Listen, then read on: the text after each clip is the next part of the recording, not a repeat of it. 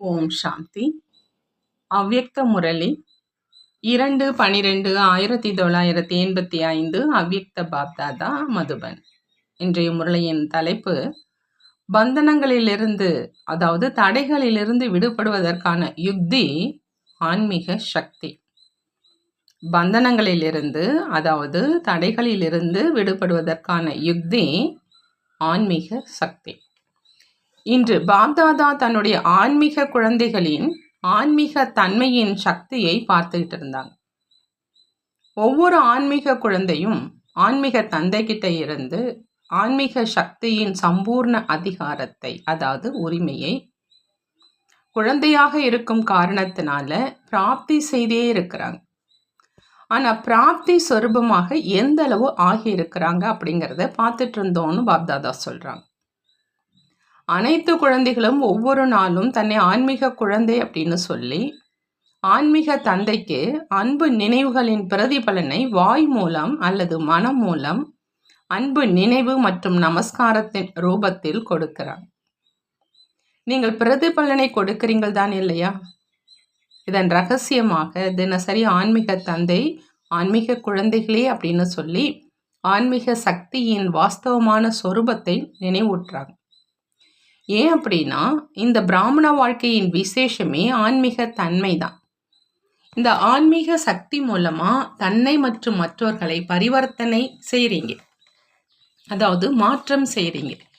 முக்கியமான அஸ்திவாரமே இந்த ஆன்மீக சக்தி தான். இந்த சக்தி மூலமே தான் அநேக விதமான உலகியல் பந்தனங்கள்ல இருந்து முக்தி கிடைக்குது. இதுவரையிலும் கூட அநேக சூட்சம பந்தனங்கள், அதை அவர்களும் இந்த பந்தனத்திலிருந்து விடுபடணும் அப்படின்னு அனுபவம் செய்கிறாங்க அப்படிங்கிறத பாப்தாதா பார்த்துட்டு இருந்தாங்க. ஆனால் முக்தி அடைவதற்கான யுக்தியை நடைமுறையில் கொண்டு வர முடியல. அதற்கு என்ன காரணம்? ஆன்மீக சக்தியை ஒவ்வொரு காரியத்திலும் உபயோகப்படுத்த தெரியல. ஒரே நேரத்தில் எண்ணம், சொல் மற்றும் செயலை மூன்றையுமே ஒன்றாக சேர்த்து சக்திசாலியானதாக ஆக்கணும். ஆனால் எதில் தொய்வு ஏற்பட்டுடுது? ஒரு பக்கம் எண்ணத்தை சக்திசாலியானதாக ஆக்குறாங்க அப்படின்னா வார்த்தைகளில் கொஞ்சம் தொய்வாகிடுறாங்க. எப்பொழுதாவது வார்த்தைகளை சக்திசாலியாக ஆக்குறாங்கன்னா காரியத்தில் தொய்வாகிடுறாங்க. ஆனால் இந்த மூன்றையுமே ஒரே நேரத்தில் ஆன்மீக சக்திசாலியானதாக ஆக்கிட்டீங்கன்னா இதுதான் முக்தி அடைவதற்கான யுக்தி. இந்த மூன்றையுமே ஒரே நேரத்தில் ஆன்மீக சக்திசாலியானதாக ஆக்கிட்டீங்க அப்படின்னா அதுதான் முக்தி அடைவதற்கான யுக்தின்னு பாபா சொல்கிறாங்க. எப்படி உலகின் படைப்பில் 3 காரியங்கள், ஸ்தாபனை, பாலனை மற்றும் விநாசம், மூன்றுமே அவசியமாக இருக்குது. அதே மாதிரி அனைத்து பந்தனங்களில் இருந்தும் விடுபடுவதற்கான யுக்தி எண்ணம், சொல், செயல் மூன்றிலும் சேர்ந்தே ஆன்மீக சக்தி அவசியமாக இருக்குது. எப்பொழுதாவது மனதின் எண்ணங்களை பாதுகாக்கிறாங்க அப்படின்னா வார்த்தைகளில் குறை ஏற்பட்டுடுது. பிறகு அப்படியோ யோசிக்கல, ஆனால் என்ன ஆயிட்டது அப்படின்னு தெரியல அப்படின்னு சொல்கிறாங்க. மூன்றின் மீதும் முழுமையான கவனம் வேணும். ஏன்? இந்த 3 சாதனங்கள் தான் சம்பன்ன நிலையை மற்றும் தந்தையை பிரத்யட்சம் செய்கிறது. முக்தி அடைவதற்காக இந்த மூன்றிலும் ஆன்மீக தன்மை அனுபவம் ஆகணும். யார் மூன்றிலும் யுக்தியாக இருக்கிறாங்களோ அவங்க தான் ஜீவன் முக்தி நிலையில் இருக்கிறாங்க. யார் மூன்றிலும் யுக்தியாக இருக்கிறாங்களோ அவங்க தான் ஜீவன் முக்தி நிலையில் இருக்கிறாங்க. அந்த மாதிரி இன்று பாப்தாதா சூட்சம பந்தனங்களை பார்த்துட்டு இருந்தாங்க. சூட்சம பந்தனத்திலும் கூட விசேஷமாக இந்த மூன்றினுடைய தொடர்பு இருக்குது. பாபா பந்தனத்தினுடைய அடையாளம் சொல்கிறாங்க. பந்தனம் உள்ளவங்க எப்பொழுதும் மற்றவர்கள் மற்றும் மற்றவையின் வசத்தில் இருப்பாங்க. பந்தனம் உள்ளவங்க எப்பொழுதுமே மற்றவங்க மற்றும் மற்றவையினுடைய வசத்தில் இருப்பாங்க. பந்தனம் உள்ளவங்க தன்னை மனதால் குஷி மற்றும் சுகத்தை எப்பொழுதும் அனுபவம் செய்ய மாட்டாங்க. எப்படி உலகத்திலும் அற்ப காலத்தின் சாதனம் அற்ப காலத்தினுடைய குஷி மற்றும் சுகத்தின் அனுபவத்தை செய்விக்குது. ஆனால் மனதில் மற்றும் அழியாத அனுபவம் இருக்காது. அந்த மாதிரி சூட்சம பந்தனத்தில் கட்டப்பட்டிருக்கும் ஆத்மாக்கள் இந்த பிராமண வாழ்க்கையிலும் சிறிது நேரத்துக்காக சேவையினுடைய சாதனம், குழுவின் சக்தியின் சாதனம், ஏதாவது பிராப்தியின் சாதனம், சிரேஷ்ட தொடர்பின் சாதனம் என்று இந்த சாதனங்களின் ஆதாரத்துல நடந்து கொண்டிருக்கிறாங்க. எதுவரை சாதனம் இருக்குமோ அதுவரை குஷி மற்றும் சுகத்தின் அனுபவம் செய்கிறாங்க. ஆனா சாதனம் முடிவடைஞ்சிருச்சுன்னா குஷியும் முடிவடைஞ்சது. எப்பொழுதும் ஒரே சீராக இருக்க மாட்டாங்க. சில நேரம் குஷியில அந்த மாதிரி நடனம் ஆடுவாங்க. அந்த மாதிரி அவரை பார்த்தா அவர் மாதிரி வேறு யாருமே இல்லை அப்படின்னு அனுபவம் ஆகும். ஆனா நிற்கிறார் என்றால் ஒரு சின்ன கல்லை கூட மலைக்கு சமமாக அனுபவம் செய்வார். ஏன் அப்படின்னா உண்மையான சக்தி இல்லாத காரணத்தினால சாதனங்களின் ஆதாரத்துல குஷியில நடனம் ஆடுறாங்க. சாதனம் அகன்றுடுச்சுன்னா எங்கே நடனம் ஆட முடியும்? ஆகினால உள்ள ஆன்மீக சக்தி 3 ரூபங்கள்ல எப்பொழுதும் சேர்ந்தே அவசியம் இருக்கணும். முக்கியமான பந்தனம் மனதின் எண்ணங்களை கட்டுப்படுத்தும் சக்தி இல்லை. தன்னுடைய எண்ணங்களின் வசமாகும் காரணத்தினால பிறவற்றின் வசமான அனுபவம் செய்கிறாங்க. யார் தன்னுடைய எண்ணங்களின் பந்தனத்துல இருக்கிறாங்களோ அவங்க அதிக நேரம் இதிலேயே பிஸியாக இருப்பாங்க. எப்படி நீங்களும் காற்றின் மனக்கோட்டை கட்டி கொண்டு இருக்கிறார் என்று சொல்றாங்க இல்லையா? கோட்டையை உருவாக்குறாங்க, பிறகு கலைக்கிறாங்க. மிக நீளமான சுவரை எழுப்புறாங்க. எனவே காற்று கோட்டை அப்படின்னு சொல்றது. எப்படி பக்தியில பூஜை செஞ்சு நன்றாக அலங்காரம் செஞ்சு தண்ணீர்ல மூழ்கடிக்கிறாங்க இல்லையா? அதே மாதிரி எண்ணத்தின் பந்தனத்தில் மாட்டிக்கொண்டிருக்கக்கூடிய ஆத்மா மனதுல மிக அதிகமாக உருவாக்குவாங்க. மேலும் மிக அதிகமாக உருவாக்கியதை கலைப்பாங்க. அவங்களே இந்த வீணான காரியத்தினால கலைப்படைஞ்சும் போயிடுறாங்க, மனமுடைந்தும் போயிடுறாங்க. மேலும் சில நேரம் அபிமானத்துல தன்னுடைய தவறை மற்றவர்கள் மேல் சுமத்து கொண்டே இருப்பாங்க. இருந்தாலும் காலம் கழிந்ததுக்கு அப்புறம் மனதுல இதை நான் சரியாக செய்யல அப்படின்னு உணர்றாங்க, யோசிக்கிறாங்க. ஆனால் அபிமானத்தின் வசமான காரணத்தினால தன்னை காப்பாத்திக்கணும் அப்படிங்கிற காரணத்தினால மற்றவர்களைத்தான் குறை கூறுவதற்கு யோசிச்சுக்கிட்டே இருப்பாங்க. அனைத்தையும் விட மிகப்பெரிய பந்தனம் இந்த மனதின் எண்ணங்களின் பந்தனங்களினால உருவாகும் பந்தனம். அதனால புத்தியில பூட்டு போட்டப்பட்டுடுது. ஆகையினால எவ்வளவுதான் புரிஞ்சிக்க முயற்சி செஞ்சாலும் அவரால் புரிஞ்சிக்க முடியாது. மனதின் எண்ணங்களின் பந்தனத்தின் முக்கிய அடையாளம் உணரும் சக்தி முடிவடைஞ்சிருது. ஆகையினால இந்த சூட்சம பந்தனத்தை அகற்றாமல் ஒருபொழுதும் மனதில் குஷி மற்றும் சதா காலத்துக்காக அதீந்திரிய சுகத்தினுடைய அனுபவம் செய்ய முடியாது. அதீந்திரிய சுகம் அப்படிங்கிற ஊஞ்சல்ல ஆடுவது மற்றும் எப்பொழுதும் குஷியில நடனம் ஆடுவது தான் சங்கமயுகத்தினுடைய விசேஷம். ஆகினால சங்கமயுகத்தை சேர்ந்தவராக ஆகி ஒருவேளை இந்த விசேஷத்தை அனுபவம் செய்யல அப்படின்னா அவரை என்னன்னு சொல்றது? ஆகினால என்னிடம் எந்த விதமான எண்ணங்களின் பந்தனமோ இல்லையே என்று தன்னைத்தானே சோதனை செய்யுங்க. அது வீணான எண்ணங்களின் பந்தனமாக இருந்தாலும், பொறாமை வெறுப்பு நிறைந்த எண்ணமாக இருந்தாலும், அலட்சியத்தின் எண்ணமாக இருந்தாலும், அல்லது சோம்பலின் எண்ணமாக இருந்தாலும், அப்படி எந்த விதமான எண்ணமோ அது மனதின் எண்ணத்தின் பந்தனத்தினுடைய அடையாளம். அந்த மாதிரி இன்று பாப்தாதா பந்தனங்களை பார்த்துக்கிட்டு இருந்தாங்க. விடுபட்ட ஆத்மாக்கள் எத்தனை பேரு என்பதையும் பார்த்துட்டு இருந்தாங்க. பெரிய பெரிய கயிறுகள்லாம் அருந்துருச்சு. இப்போ இந்த நுண்ணியமான கயிறுகள் இருக்குதுன்னு சொல்றாங்க பாபா. மிக மெல்லிய கயிறு தான், ஆனா பந்தனத்தில் கட்டி போடுவதில் மிகவும் வலிமை நிறைந்தது. நான் பந்தனத்துல மாட்டிட்டு இருக்கேன் என்பதே தெரியாது. ஏன்னா இந்த பந்தனம் அற்பகால போதையையும் ஏத்துது. எப்படி அழியும் போதையுள்ள மனிதன் தன்னை ஒரு பொழுதும் தாழ்ந்தவன்னு நினைக்கிறது இல்லை. சாக்கடையில கிடப்பார், ஆனால் தான் மாளிகையில் இருப்பதாக நினைப்பாங்க. கை காலியாக இருக்கும், ஆனால் தன்னை ராஜான்னு நினைப்பாங்க. அதே மாதிரி இந்த போதை உள்ளவரும் ஒரு பொழுதும் தன்னை தவறுன்னு நினைக்க மாட்டாங்க. எப்போதும் தன்னை சரியானவர் நிரூபிப்பார் அல்லது அலட்சியத்தை காண்பிப்பார். இதுவோ நடக்கத்தான் செய்யும். அந்த மாதிரி நடந்து கொண்டுதான் இருக்குதுன்னு சொல்லுவாங்க. ஆகையினால இன்று மனதின் எண்ணங்களின் பந்தனத்தை மட்டும் சொன்னோம், பிறகு வார்த்தைகள் மற்றும் காரியத்தின் பந்தனங்களை பற்றி சொல்வோம் அப்படிங்கிறாங்க பாபா. புரிந்ததான் கேட்குறாங்க. ஆன்மீக சக்தி மூலமாக முக்தியை அடைஞ்சுக்கிட்டே இருங்க. சங்கமேகத்துல ஜீவன் முக்தியை அனுபவம் செய்வதுதான் எதிர்காலத்து ஜீவன் முக்தி பிராப்தியை அடைவது. பொன்விழா ஆண்டிலோ ஜீவன் முக்தாக ஆகணும் இல்லையா? அல்லது பொன்விழாவை கொண்டாட மட்டும் வேணுமான்னு கேட்குறாங்க பாபா. ஆவதுதான் கொண்டாடுவது. உலகத்தினரோ கொண்டாட மட்டும் செய்கிறாங்க. ஆனால் இங்கு அந்த மாதிரி ஆக்குகிறோம். இப்போ விரைவில் தயாராகிடுங்க. அப்போ தான் அனைவரும் உங்களுடைய முக்தி மூலம் முக்தாகிடுவாங்க. அறிவியலை சேர்ந்தவங்களும் அவங்களால உருவாக்கப்பட்ட அந்த சாதனங்களின் பந்தனத்தில் கட்டப்பட்டு இருக்கிறாங்க. தலைவர்களையும் பாருங்க, தப்பித்து கொள்ள விரும்புகிறாங்க. ஆனால் எவ்வளவு கட்டப்பட்டு இருக்கிறாங்க, நினைத்தாலும் செய்ய முடியறதில்லை அப்படின்னா அது பந்தனமானது இல்லையா? அனைத்து ஆத்மாக்களையும் பலவிதமான பந்தனங்களிலிருந்து விடுபட செய்யக்கூடிய நீங்கள் சுயம் விடுபட்டவராகி அனைவரையும் விடுபட்டவர்களாக ஆக்குங்க.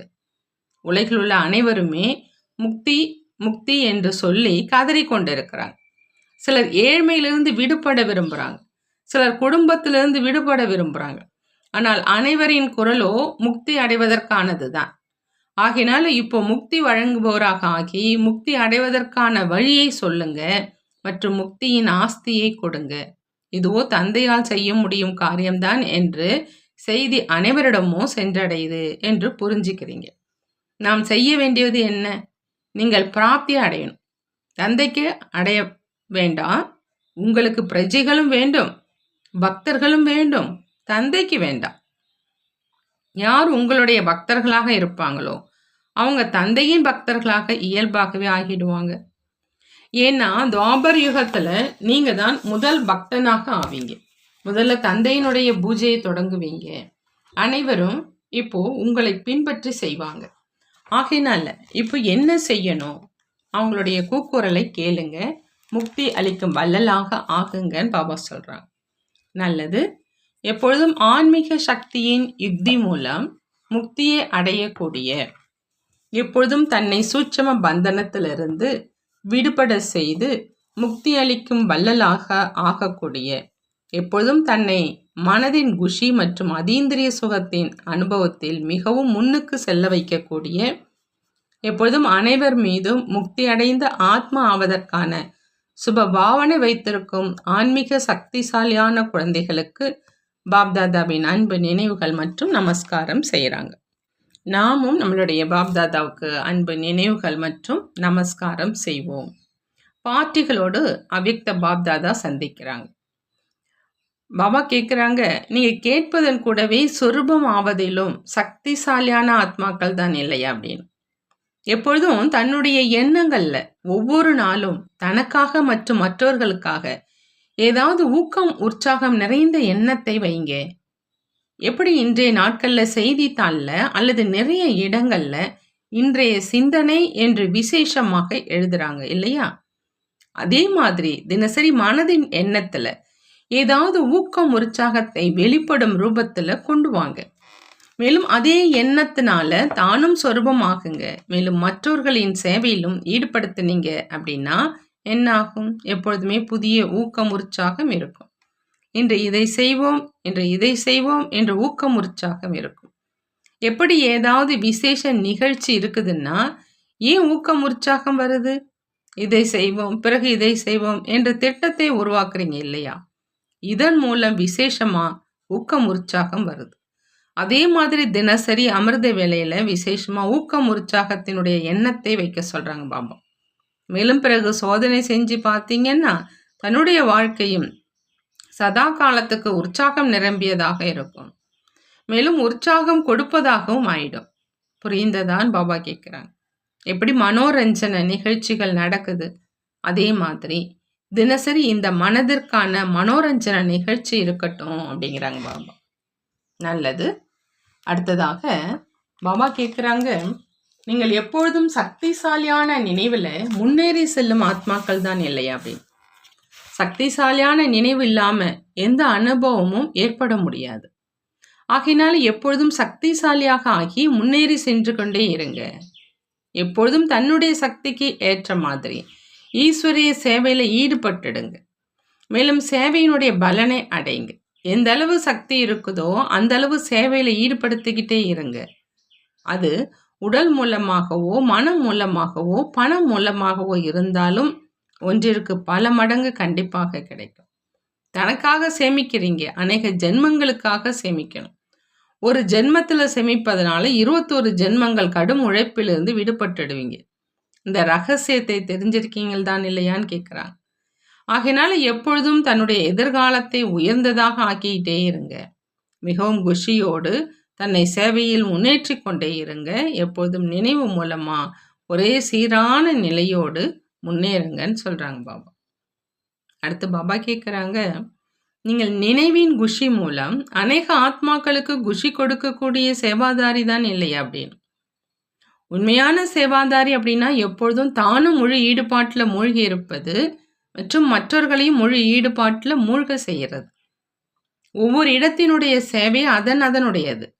இருந்தும் ஒருவேளை அவரே லட்சியம் வைத்து முன்னேறி செல்றாங்க அப்படின்னா, இந்த முன்னேறி செல்வது என்பது அனைத்தையும் விட குஷிக்கான விஷயம். உண்மையில இந்த உலகியல் படிப்பு ஆகியவை அனைத்தும் அழியக்கூடியவை. அழியாத பிராப்திக்கான சாதனம் இந்த ஞானம் மட்டும்தான். அந்த மாதிரி அனுபவம் செய்றீங்கள் தான் இல்லையான்னு பாபா கேட்குறாங்க. பாருங்க, சேவாதாரிகள் உங்களுக்கு நாடகத்தில் எவ்வளவு பொன்னான வாய்ப்பு கிடைச்சிருக்கு. இந்த பொன்னான வாய்ப்பு எந்த அளவு முன்னேற்றுகிறீர்களோ அந்த அளவு உங்களுடைய கையில் இருக்குது. இந்த மாதிரியான பொன்னான வாய்ப்பும் அனைவருக்குமே கிடைக்கிறது இல்லை. கோடியில் சிலருக்கு தான் கிடைக்கிது. உங்களுக்கோ கிடைச்சிருச்சு. அந்த அளவு குஷி இருக்குதான்னு பாபா கேட்குறாங்க. உலகத்தில் எது யாரிடமும் இல்லையோ அது எங்ககிட்ட இருக்குது. அந்த மாதிரி குஷியில நீங்களும் எப்பொழுதும் இருங்க. மேலும் மற்றவர்களையும் கொண்டு வாங்க. எந்த அளவு நீங்க முன்னேறுவீங்களோ அந்த அளவு மற்றவர்களையும் முன்னேற்றுவீங்க. நீங்க எப்பொழுதும் முன்னேறி செல்றவங்க, அங்கு இங்கு பார்த்து நிற்கிறவங்க கிடையாது. எப்பொழுதும் தந்தை மற்றும் சேவை மட்டும் எதிரில் இருக்கட்டும். பிறகு எப்பொழுதும் முன்னேற்றத்தை அடைந்து கொண்டே இருப்பீங்க. தன்னை எப்பொழுதும் தந்தையின் கண்டெடுக்கப்பட்ட குழந்தை அப்படின்னு புரிஞ்சு நடந்துக்குங்கன்னு பாபா சொல்றாங்க. வேலை செய்யும் குமாரிகளோடு பாப்தாதா சந்திக்கிறாங்க. அனைவருடைய லட்சியமும் சிரேஷ்டமாக இருக்குது இல்லையா? 2 பக்கமும், அதாவது வாழ்க்கையிலும் இருந்துக்கிட்டே இருப்போம் என்று அப்படி நினைக்கவில்லையே. எப்போதாவது ஏதாவது பந்தனம் ஏற்படுதுன்னா 2 பக்கமும் செல்வது வேறு விஷயம். ஆனால் பந்தனமற்ற ஆத்மாக்கள் 2 பக்கங்களில் இருப்பது என்றால் ஒட்டி தொங்குவது. சிலருடைய சூழ்நிலைகள் அப்படி இருக்குதுன்னா பாப்தாதாவும் அனுமதி கொடுக்குறாங்க. ஆனால் மனதின் பந்தனம் இருக்குதுன்னா அந்த மாதிரி ஒட்டி தொங்குவது ஆகுது. ஒரு கால் இங்கே இருக்குது, மற்றொரு கால் அங்கே இருக்குது அப்படின்னா என்ன நடக்கும்? ஒருவேளை ஒரு படகுல ஒரு காலை வைக்கிறீங்க, இன்னொரு படகுல இன்னொரு காலை வைக்கிறீங்கன்னா என்ன நிலைமையாகும்னு பாபா கேட்குறாங்க. பிரச்சனை ஆயிடும் இல்லையா? ஆகையினால 2 கால்களும் ஒரு படகுல இருக்கணும். எப்பொழுதும் தைரியத்தை வைங்க. தைரியம் வைக்கிறதுனால சுலபமாகவே கடந்துடுவீங்க. என்னுடன் பாபா இருக்கிறார் என்பதை எப்பொழுதும் நினைவில் வைங்க. நீங்கள் தனியாக இல்லை என்றால் நீங்கள் என்ன காரியம் செய்ய விரும்புகிறீங்களோ அதை உங்களால் செய்ய முடியும். பாபா சொல்கிறாங்க, குமாரிகளுக்கு சங்கமயுகத்தில் விசேஷ பாகம் இருக்குது. தன்னை அந்த மாதிரி விசேஷமான நடிகனாக ஆக்கிட்டீங்களான்னு கேட்குறாங்க. அல்லது இதுவரையிலும் சாதாரணமாக இருந்திருக்கீங்களா? உங்களுடைய விசேஷம் என்ன? சேவாதாரி ஆவது தான் உங்களுடைய விசேஷம். யார் சேவாதாரியோ அவங்க விசேஷமானவங்க. சேவாதாரி இல்லை அப்படின்னா சாதாரணமானவராக ஆகிட்டீங்க. என்ன லட்சியம் வச்சிருக்கீங்க? சங்கமகத்தில் தான் இந்த வாய்ப்பு கிடைக்கிது. ஒருவேளை இப்போ இந்த வாய்ப்பை எடுத்துக்கல அப்படின்னா முழு கல்பத்திலுமே கிடைக்காது. சங்கமயுகத்துக்கு தான் விசேஷ வரதானம் இருக்குது. உலகியல் படிப்பை படிச்சிட்டு இருந்தாலும் இந்த படிப்பில் முழு ஆர்வம் மற்றும் ஈடுபாடு இருக்கட்டும்ங்கிறாங்க பாபா. இந்த படிப்பு தடை ரூபமாக ஆகாது. ஆகையினால நீங்கள் அனைவரும் தங்களுடைய பாக்கியத்தை உருவாக்கிக்கிட்டே முன்னேறி செல்லுங்க. எந்த அளவு தன்னுடைய பாக்கியத்தின் போதை இருக்குமோ அந்த அளவு சுலபமாகவே மாயாவை வென்றவராக ஆயிடுவீங்க. இது ஆன்மீக போதை. எப்பொழுதும் தன்னுடைய பாக்கியத்தின் பாடலை பாடிக்கிட்டே இருந்தீங்கன்னா பாடலை பாடிக்கொண்டே தன்னுடைய ராஜ்யம் வரை சென்றடைந்துடுவீங்கன்னு பாபா சொல்றாங்க. பாபா வரதானம் கொடுக்குறாங்க. தன்னுடைய அனைத்து பலகீனங்களையும் தானத்தின் விதியின் மூலம் அழிக்கக்கூடிய வள்ளல் வழங்குபவர் ஆகுக. தன்னுடைய அனைத்து பலகீனங்களையும் தானத்தின் விதி மூலம் அழிக்கக்கூடிய வள்ளல் வழங்குபவராக ஆகுக. வள்ளலாக, அதாவது வழங்குபவராக ஆகணும் அப்படின்னா தன்னுடைய அனைத்து பலகீனங்களையும் தானத்தின் விதி மூலம் அழிக்கணும். பக்தியில எப்போ ஏதாவது ஒரு பொருளின் குறை ஏற்படுது அப்படின்னா, அதை தானம் செய்யணுங்கிற ஒரு நியமம் இருக்குது. தானம் செய்யறதுனால கொடுக்கல் வாங்கலாக ஆயிடுது.